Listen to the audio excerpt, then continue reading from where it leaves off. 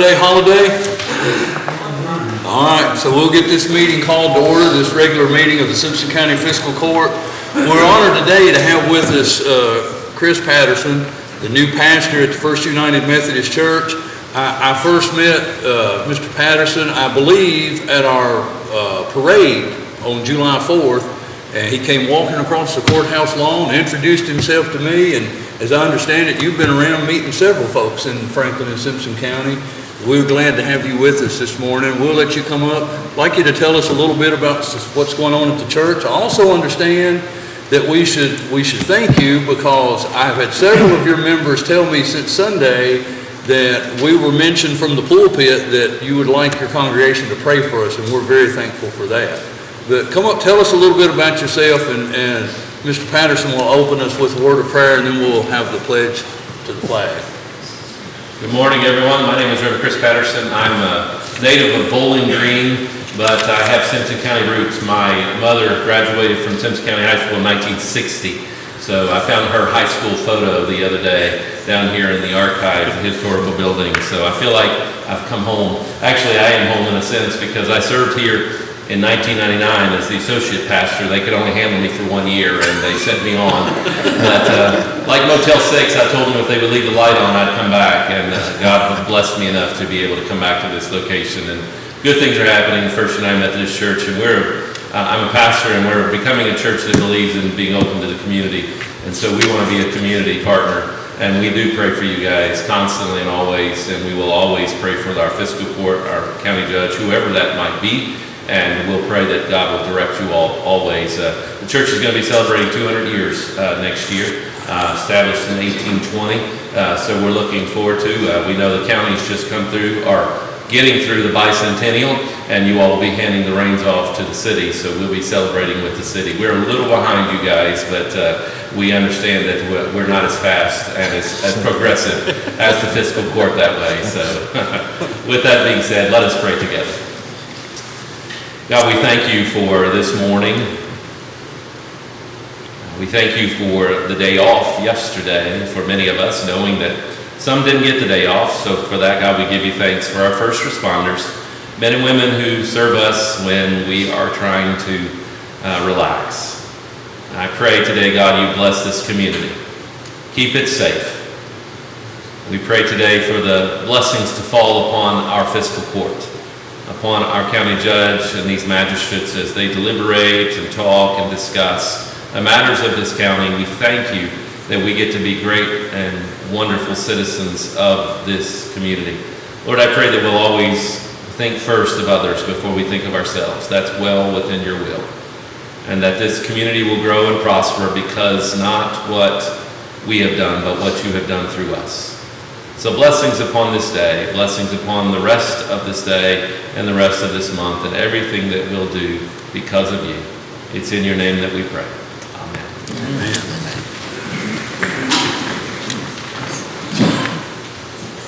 I pledge allegiance to the flag of the United States of America and to the republic for which it stands, one nation, under God, indivisible, with liberty and justice for all.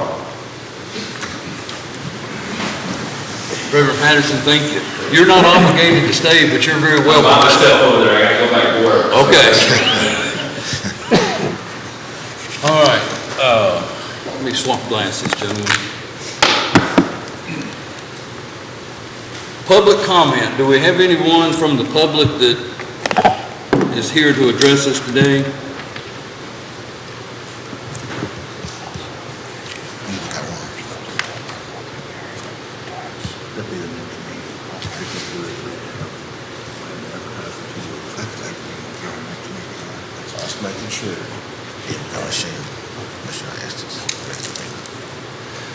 All right, hearing none, we'll move on to regular business. Gentlemen, if you had the opportunity to review the minutes from our August 20th fiscal court meeting, we just need a motion and a second to approve those minutes. So moved. Second. Have a motion by Meyer and a second by Nate.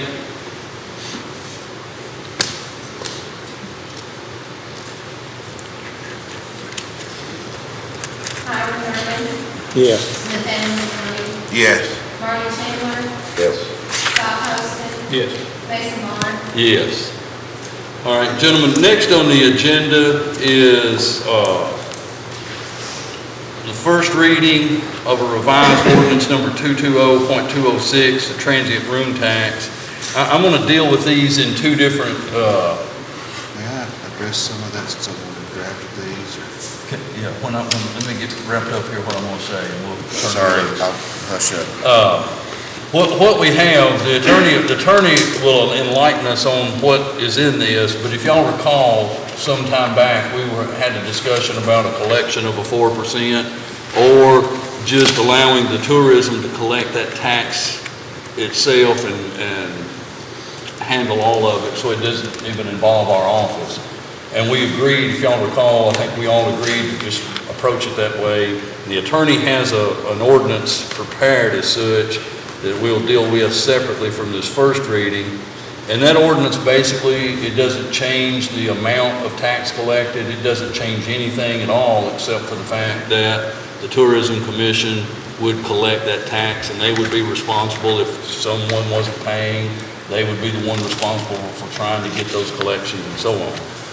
The attorney also said that the cleanest thing to do would make an entirely new ordinance, so we've got two ordinances. One would repeal the current transient room tax ordinance altogether, and then the next one would enact the ordinance to whereby the Tourism Commission could collect. Of course, both ordinances would require a first and a second reading to take effect. All right, So, but basically what's going on, thank you, Judge, I first thought, well, maybe we just need to amend this ordinance, the current one, which is 922.6, and I realized trying to harmonize what we had with what we're trying to do is going to be more trouble and more confusing than it warranted. The simplest thing would be, and before I pursued this route, I ran it by the judge, and he agreed. It's just to completely repeal the existing transient room tax ordinance and have another one that basically does what you all are wanting to do, which is to enact a new transient room tax, same rate, same everything, except this time the Tourism Commission and its employees and agents will be the ones in charge of collecting it, dispersing it, and kind of, for the most part, taking us out of it completely, other than making sure that we have access to their records and such on collections, and they're to report to us every so often, what's going on, their collections and so forth, so we're not completely left out of the loop in case someone says, do you know what they're doing? And that way you at least have some knowledge of what's going on. One last thing, and I'll be quiet. This is based on, in large part, on an ordinance I was provided from Pulaski County, and so it was not done by my friend Martin Hatfield, the current guy, but I'm sure one of his predecessors. And imitation is a serious form of flattery, and I don't want to reinvent the wheel twice, and so I thought it would work nicely, and I ought to give credit to people who drafted the original one. So, Judge, on that, I think we're ready for answer any questions or eventually have first reading. all right, so gentlemen, on either case, do you have a question? We're going to do the ordinances one at a time, and I will tell you which ordinance when we get ready to vote. But on either case, either the repealing of the current or enacting the one whereby the Tourism Commission collects the tax, are there any questions? Does this change the amount of the room tax? No, still 3%? Does this allow them to set a different rate? No, No. we set the rates. We'll still set the rates, and we'll still have an annual audit of what's collected and what they've done with the money. No, not only that, they can't borrow or issue. I seen that part in there, but then I seen the But part no, where they don't have make the, rules. and they don't have the regulations. authority to, by statute, I think it's capped at 3%, so. Yeah, I think it's at the maximum of the So I mean, statute. so, yeah, but even so, they don't have the authority to change the rate. I just wanted to make sure they didn't decide, well, we need a tax on restaurants. They're not a taxing district. No, anything done like that would still come through the fiscal court. Okay. All right, if no other questions, what we will do is, I need a motion and a second to approve the first reading of ordinance number 220.206, which would repeal ordinance number 920.26, which is the current transient room tax ordinance. So moved. Got a motion by Meyer and a second by Scott. Myron Thurman, Yes. Scott Poston. Yes. Nathaniel Downing, Yes. Marty Chandler, Yes. Mason Barnes. Yes. So next, gentlemen, would be a motion and a second to approve the first reading of ordinance number 220.209, which is an ordinance that it says an ordinance imposing a transient room tax. It's a tax already imposed. It's basically just transitioning the collection of such to the Tourism Commission. So I just need a motion and a second for that ordinance first reading. Motion moves. Motion by Nate, second by Myron.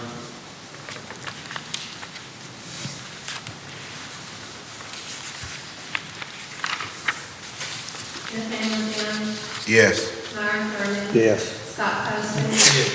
Marty Chandler, Yes. Mason Barnes. Yes. Now, we'll have to advertise before we have second reading, and we will not be able to advertise and have that second reading at our September 17th meeting. I believe the first meeting in October is actually October 1st, I believe. October comes in on a Tuesday. And what would the judge,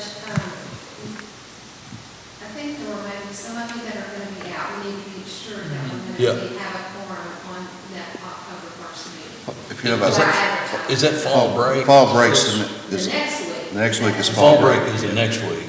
Well, as far as everyone know, is there anyone that knows absolutely they will not be here at the October 1st meeting?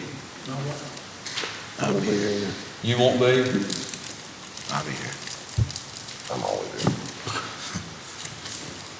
I mean, if we'll have a quorum, and we'll have a quorum. And that, I just wanted to establish that so I would know about the advertising. Okay. So October 1st would be good. And both of you gentlemen voted for this ordinance, so if that's all we have on the agenda, I don't think you're opposed to passing it second reading. But I bring that out to make another point too. It will be hard for us to transition that collection in the month of October, since we won't officially have the ordinance in effect till October 1. So we'll notify the tourism that their collections will start with the November collection. Okay. Next on the agenda is to review and approve the second reading and passage of fiscal year 1920 budget amendment ordinance number 220.207. This is just the grant money that was extended to us for the sewer line project, the water line upgrade on Steel Road, and we just have to show that $1 million grant in our budget. So I need a motion and a second to approve the second reading of this budget amendment. So much. second. Marty made the motion, Nate seconded.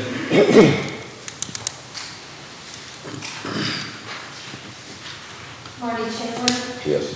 Nathaniel Downing, Yes. Scott Poston, Yes. Myron Thurman, Yes. Mason Barnes. Yes. All right, gentlemen, next you would see on your portal the information provided by the Conservation District on their financial report and their annual report. We just need to acknowledge that we've received that. Does that take a vote to acknowledge it, or do we just shake our head and say, I'll just make. yes, we've got a copy and we've gotten it? Yeah. So we acknowledge that we've received that. Thank you, Michelle.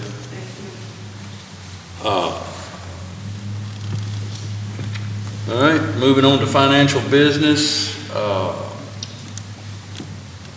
You've had an opportunity to review the budget transfers. We just need a motion and a second to approve those transfers.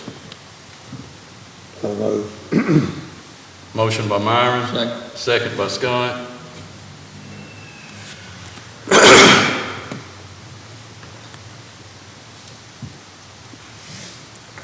Brian Herman. Yes. Scott Poston. Yes. Nathaniel Williams. Yes. Roger Chandler. Yes. Mason Barnes. Yes. Next on the agenda would be to approve the bills and claims. If you've had an opportunity to review those, we need a motion and a second to approve those bills and claims. So moved. Motion by Myron, Second. second by Nate.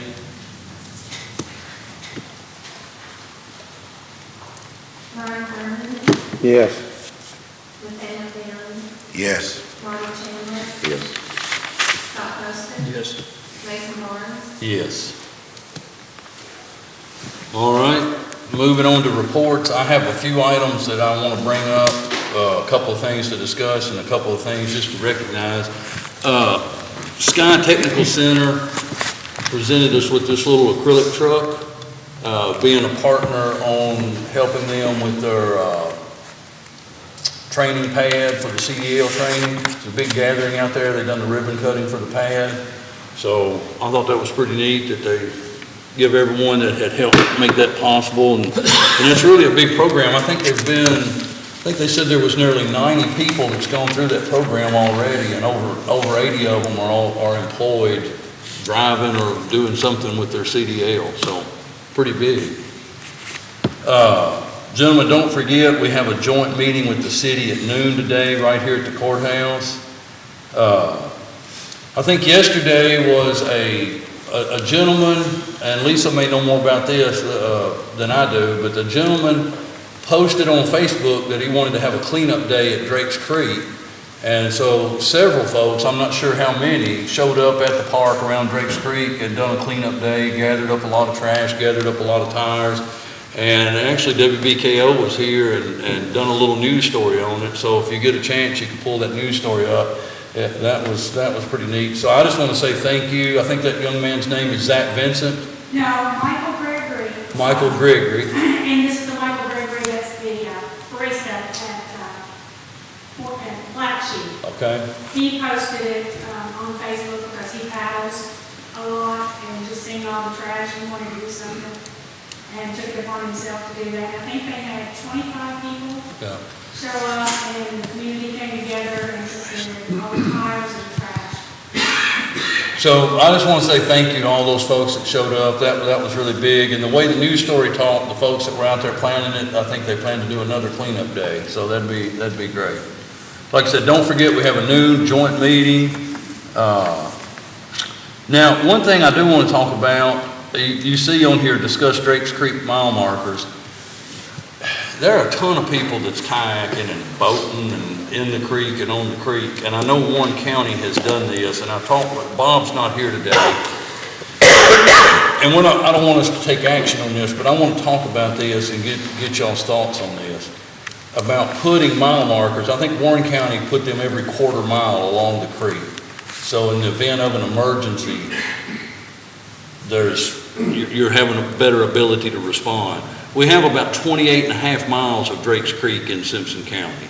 If you were to put those markers every quarter of a mile, it would cost roughly $2,300 to have those markers and install.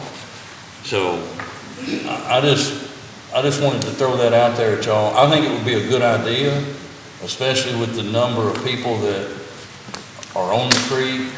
I mean, anything could happen. For what it's worth, I'm just saying from the lawyer standpoint and the guy who also deals in the court part of public safety, I think it'll be a big assistance to the first responders. So I'm in Drake's Creek, well, that takes the whereabouts on Drake's Creek. Well, I think I'm such and so. And they may or may not be, and I'm just saying, makes a lot of difference on the highways. And just, I said, nothing else for first responders, but we'll be able to get to somewhere a lot quicker if you have some kind of uniform means of navigating to where everybody is.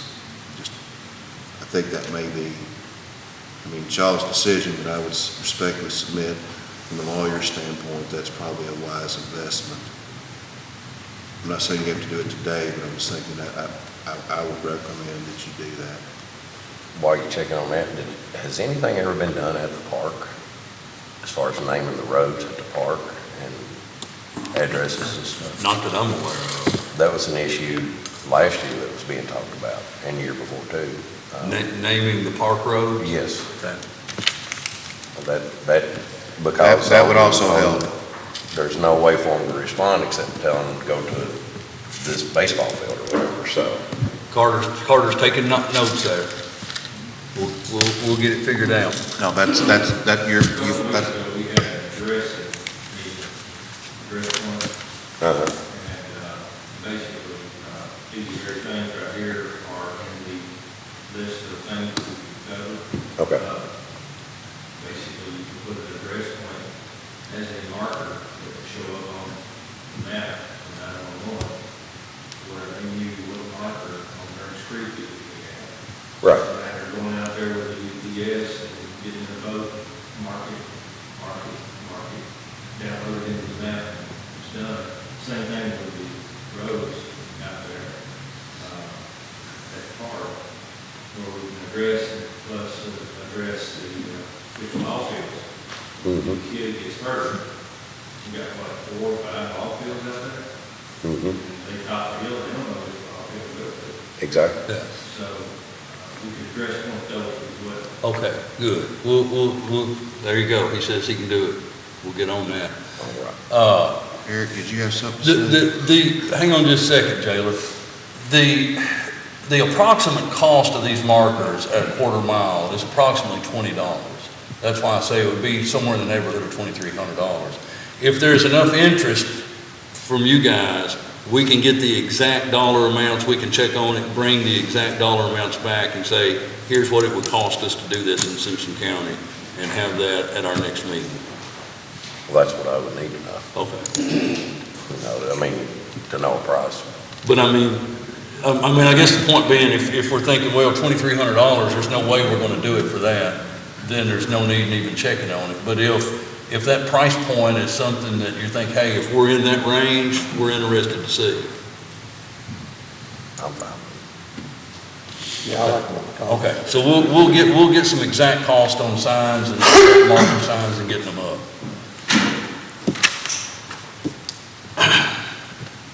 All right, I think,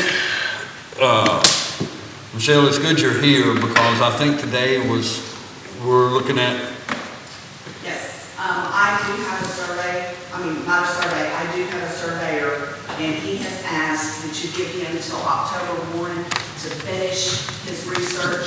He has gone and looked at deeds. He needs to look at some more deeds and do some research on easements. He said he didn't feel, he wasn't positive that he could be finished by the 17th. So he asked that we give him until the 1st of October. try to get him here by the 17th. Sir? Try to get him here by the 17th. I will do my best. I spoke with him yesterday morning, and that was what he asked me to bring that to you all and to allow him that time, but I will relay that message back to him. He said he's been to Jolene's office, but he needs more time up there. What's the thoughts of the court? I would like to see his survey. But, September 17th, I think he should have it here. I will relay that message to him, but this is the message he asked me to relay to the court. Any other thoughts? Yeah, I would agree with what Myron's saying. I mean, it's just went on for Yeah, that's what I'm saying. a long time. And we've got, this is not affecting just one person, it's affecting more than one. You're right. So we need to be able to make a decision pretty quick. I will give him that message, thank you all. Okay. All right, so September 17th, with or without the survey, and here's the thing, we had a discussion, I had a discussion after our last meeting where we talked about this. I mean, essentially, under what we're looking at right now, it's county property, and anyone could cross that property. but I guess there's a question about ownership of that property. Yes, sir. So that's why that we're gonna have to decide what to do with what we truly believe to be county property. So, yeah, just with or without that survey, we're going to do something with that county property on September 17th. Understood, thank you. Okay, thank you. All right, Mr. Chandler? Yeah, got a question for Sam. At the last court meeting, when we talked about, when y'all voted not to take a compensating rate, anything above compensating rate, does that not have to have a public hearing? It will. We have a public hearing will be set up for the September 17th meeting. Okay, We didn't have time to advertise and do it at this meeting. okay. I just wanted to make sure. The Yeah. answer to your question is yes. Yeah. Well, I didn't know if you could vote to take that vote to do that other rate before you even had the public hearing. No, you have to have, Well, you do the first reading, but you can't have second reading and passage till after the public hearing. basically, you have to put people on notice you're looking to do something besides the compensated rate.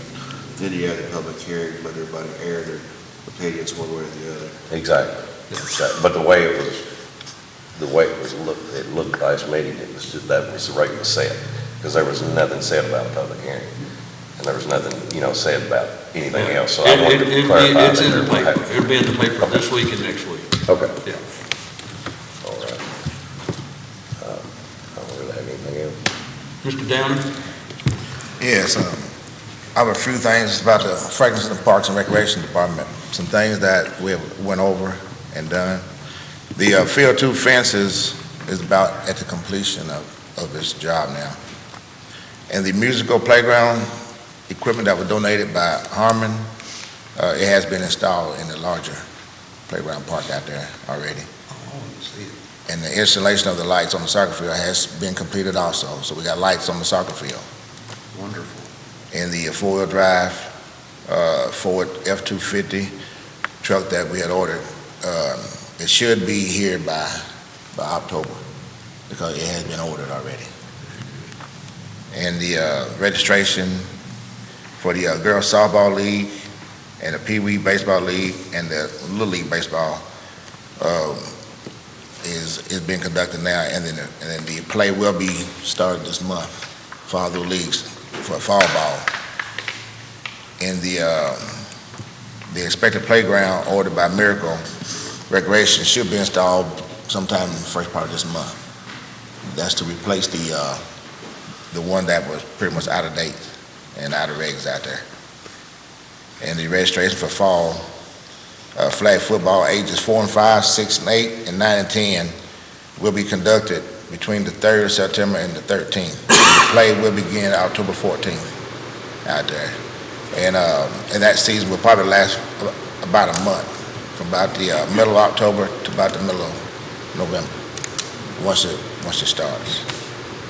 And that's all I have. All right, thank you. On the first part, the field 2, that's baseball field 2, Yes, what did, I didn't understand what you said. that the fencing is near to be completed by now. It's almost completed. Almost. Yes, Mr. Poston? No, sir. Mr. Thurman? Only one thing, farmers are harvesting corn, but they're everywhere out on the highways. We got road construction going on, so everybody be aware of your surroundings. Mr. Attorney? Not today. Not today. Jailer, I'm sorry, I didn't get back to you, and I apologize. I'm gonna let it go, Judge. No, Do you need to come up? No, I just want to let the court know that our county numbers are up, overdose. We've got some issues there. Just want you to know what's going on. I sent everybody a text, and you know what your numbers were. And I want to thank the sheriff for letting borrow a vehicle last week, because we didn't have enough vehicles to get everything done. He let us borrow one of these vehicles so we can make our necessary transport, so I just want to know what's going on. What are the county numbers? Well, come up and tell us so that the public can hear this.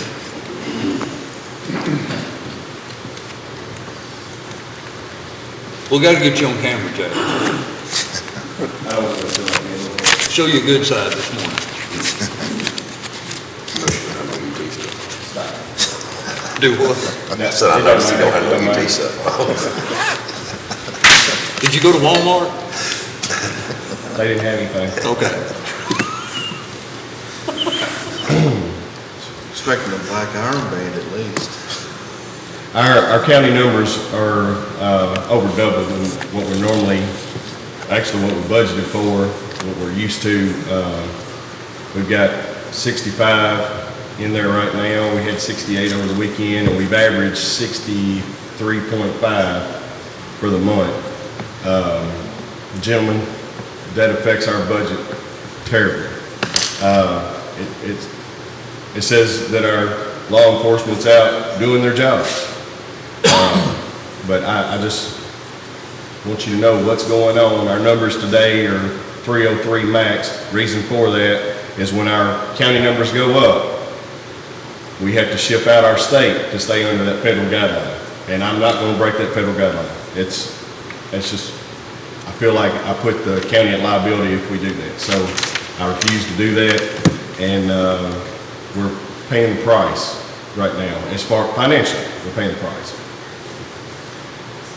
If I might, there's been, I'm on, of course, the part of the pipeline this goes through, and in recent months, we have had a spike in felony, people being charged with felonies coming through, being arrested and coming through district court. Also, the grand jury has been busy in indicting people, and it seems, I'm not a scientific, political science guy that can do surveys, but what I can tell, we have had a massive increase in methamphetamine arrests, and not just possession or trafficking, but also other things, what I call meth related, like thefts and burglaries and that thing, where they steal things to either buy meth or to get meth or to manufacture it. And so for a while meth kind of dropped off some, I guess, with opioids and some other stuff, and now that they're trying to plug that hole, people are going back to meth. And so that's where a lot of it's coming from. We've had a huge increase in meth and meth-related offenses, and I just see it through the court every week. It's just a lot. So how long does it take to get these guys sentenced? Well, we have our Commonwealth attorney, to his credit, is working along as best as he can, but it takes, probably a couple, 3 months to get indicted at best, and then depending on the case, because some of these defendants have, a good number of them, as the jailer will tell you, and the sheriff will tell you, will have more than one pending case. And so, the best case scenario is 3 to 6 months, but that's fast. Probably looking at a year or better. And that's if, everybody agrees. Now, if they want a trial, then that takes longer.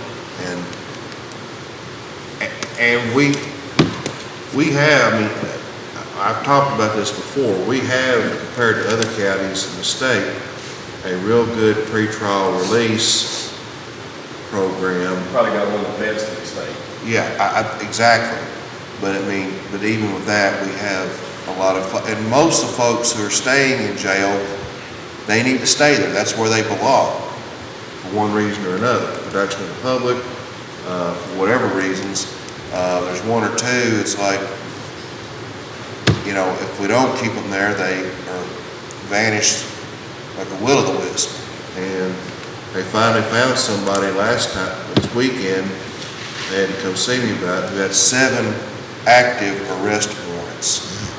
And they finally found her. So my inclination, when they bring her over, is to let her sit there a while so we know where we can find her. So I'm just saying, we try to get them out, the ones that we think won't jeopardize the safety of the public, and we'll come back to court. but there's just some that we just, in good conscience, we cannot agree to do that. And if I may, county attorney, we talked, Commonwealth attorney, we talked, and we're trying every option to get them out or a different form of incarceration. We're doing all we can.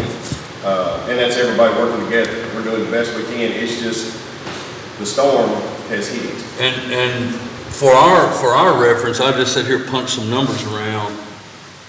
If our county numbers are, say, 25 to 30 greater than what we anticipated during the budgeting process, for every month that it's up 25 to 30, because if we get 30 more county inmates, that's 30 state inmates that have to go out the door.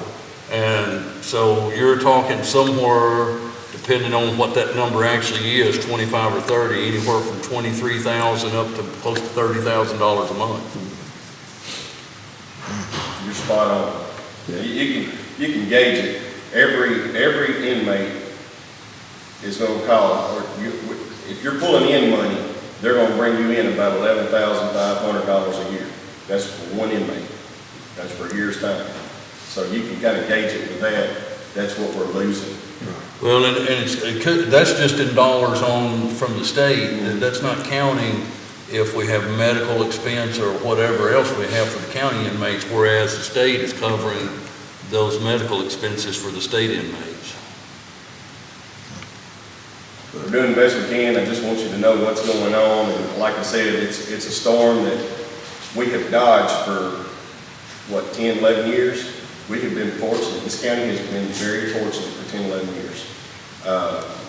And now it's happening. Well, it's very difficult to gauge how many county inmates we're gonna have. Right, and we've always budgeted on low numbers, 30. That's. Well, it's kind of been the average though, hasn't it? Right, that's been the average, and it's climbing, and I don't see any relief in sight. Yeah. I mean, I'll give you an example. Bell County houses 72 inmates, 78 inmates, give or take. They got over 300 in there right now, and they're all county. He's one of my friends. He cries the blues to me a lot, and it's okay. That's what I'm for, let him help him pacify. So Sounds like he's got something to cry about. he does have something to cry about. Madison County's got 170-something inmates. They've got over 500. They've got 90-something county housing other counties that they're having to pay for. I mean, it's a mess right now. There's a lot of counties that are in serious, serious trouble. I hope we're not going to be one of them also. Thanks for the good news, Joe. You're welcome. Y'all have a great day. I'm sure. On that happy note. Sheriff, you have anything to share with us today? I take that forward motion as a yes. Normally, I was going to say no report, but that's been a good conversation. So. Just a brief report from the sheriff. Yes, the citizens of Simpson County want people to go to jail when they're doing something serious. We don't arrest people for things that aren't serious. Simpson County is a good place to live, wonderful place to live. We don't have more of a problem than the surrounding counties around us. But right now, all the surrounding counties have a severe drug problem. If you actually get out and talk to your constituents, you're going to find that out. I've made a comment in here before. You go back 8, 9 years ago, maybe even 6 years ago, we might find somebody injecting drugs once a week, where we come across somebody that has syringes in their vehicle. When you're injecting, that means you're a dire addict. You've been on a drug for a while, and you're getting close to bad things. Now, 8, 9 times a week. And that's just the sheriff's office. We're coming across people that are injecting drugs. So, we've got a bad drug problem. Our drug task force does a good job. Our young units are doing a good job of hitting it. But back in the old days when I grew up, you might have some people riding around with a little marijuana in their car. Now, what you're worried about is meth, heroin, the stuff that's gonna take you under. So what Eric's seen at the jail, is the result of good police work, both from Franklin PD, the Sheriff's Office, and the Drug Task Force. Make no mistake, I'll never apologize to anybody because we decide we need to take somebody to jail, because we can save a little bit of money if we don't. If you actually want to know what makes somebody mad in Simpson County, find somebody in your barn stealing your stuff because they're stealing it to go pocket so they can go buy some more meth, and then try to explain to them why we don't need to put them in jail because it's going to be a burden on the county because we need a state inmate here. That's not against the jail, I'm just speaking in reality from the police force. I've had some conversations with people, but what I tell my officers when I'm educating them, you want to know what people want. They don't like their stuff stolen. This is America. Nobody like that. They want to feel like they're protected in their homes. They don't like their stuff stolen. They don't like people beating up on each other, and they don't like drugs. And that's what's going to end you up in jail. So everything else between the courts and the jails, when people get out, we have no control of that. But Sam and the jailer both hit dead on it. I mean, that's the thing. So if anybody has any questions on the Sheriff's Office, please come see me. We're very appreciative of the job that the Simpson County Sheriff's Office does. Thank you. Unfortunately, there's a lot of people who arrest. We don't really want to have to arrest people. We prefer everything to be nice, peace of time. We've all, they are good about arresting being the last option, not the first. That's not always been the case, so my compliments.